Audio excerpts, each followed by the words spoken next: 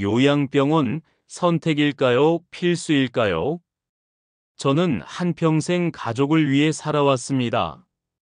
그런데 이제는 자녀들이 저를 요양병원에 모시려 하더군요. 서운했습니다. 제가 짐이 된 것만 같았고 차라리 집에서 마지막까지 지내고 싶었습니다. 하지만 아들은 점점 더 강하게 설득해왔습니다. 아버지, 병원에서 전문적으로 돌봐주시면 더 편하실 거예요. 아들의 목소리에는 걱정이 가득했습니다. 며느리도 조심스럽게 덧붙였습니다. 아버님, 저희도 도와드리고 싶지만 맞벌이라 하루 종일 곁에 있어드리기가 어려워요. 병원에서는 전문가들이 계시니까요. 저는 대답하지 않았습니다. 서운한 감정을 숨기고 싶었지만 표정은 어두워졌습니다. 내가 짐이 되었구나. 며칠 동안 집안의 분위기는 무거웠습니다. 그러던 어느 날 아들이 저를 설득하기 위해 한 가지 방법을 생각해냈습니다. 아버지, 그냥 한 번만 가보시겠어요? 어떤 곳인지 직접 보시고 결정하세요. 마지못해 따라 나섰습니다.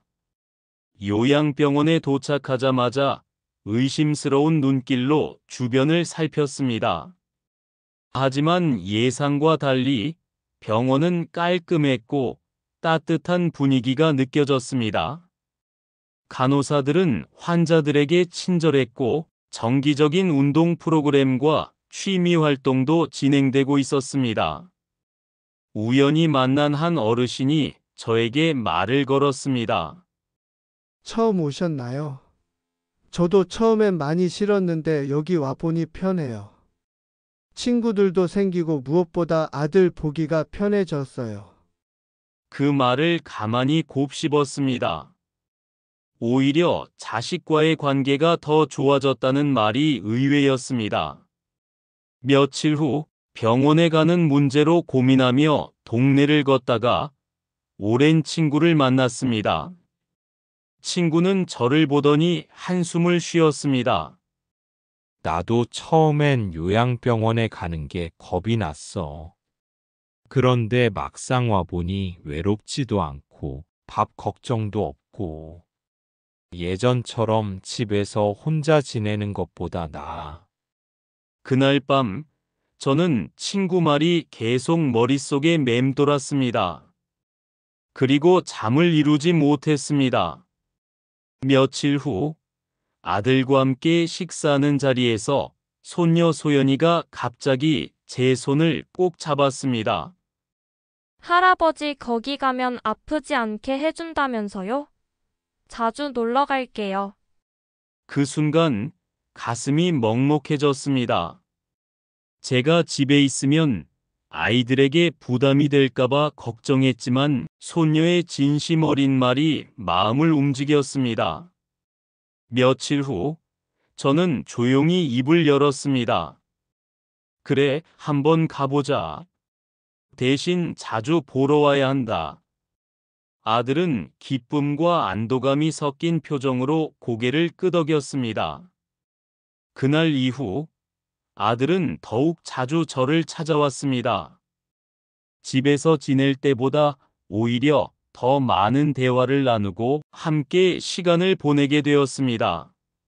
한 번은 아들이 일주일에 2번씩 시간을 내서 찾아온 적도 있었고 며느리도 자주 함께 방문해 주었습니다.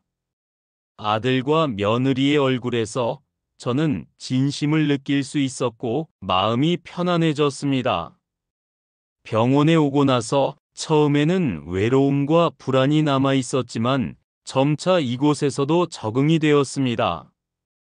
병원에서는 여러 활동을 할 수 있었고 새로운 친구들도 만났습니다.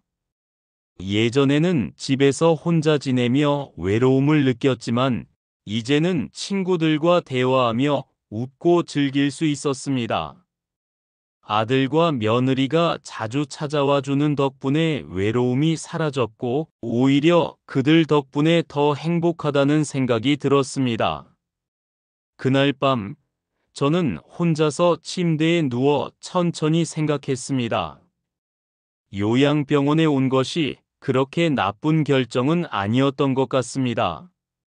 처음에는 아들 내외가 요양병원에 보내려고 할 때 그 마음을 이해할 수 없었고 서운한 마음이 많았었는데 이제는 그들의 마음을 알 것 같았습니다.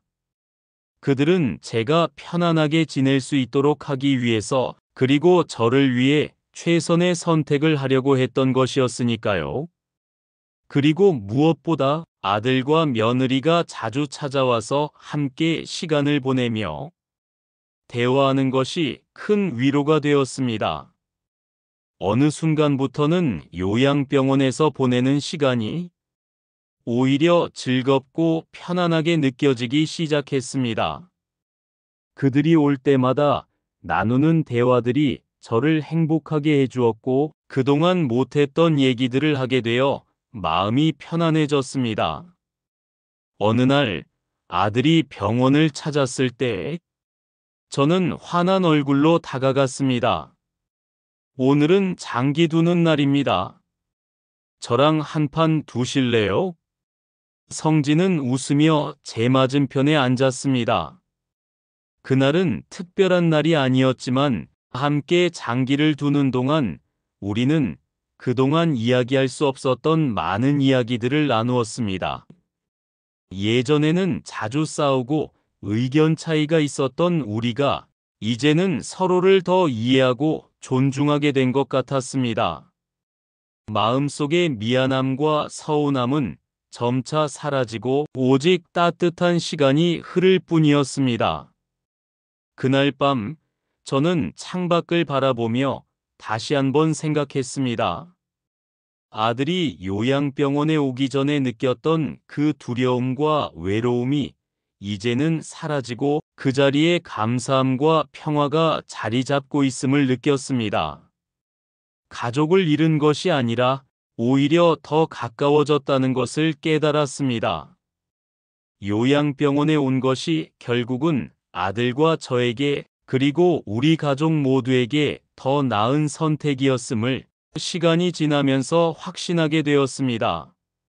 지금까지 마음다락에서 준비한 사연이었습니다. 더 많은 이야기가 궁금하시다면 구독과 좋아요로 마음다락을 응원해주세요.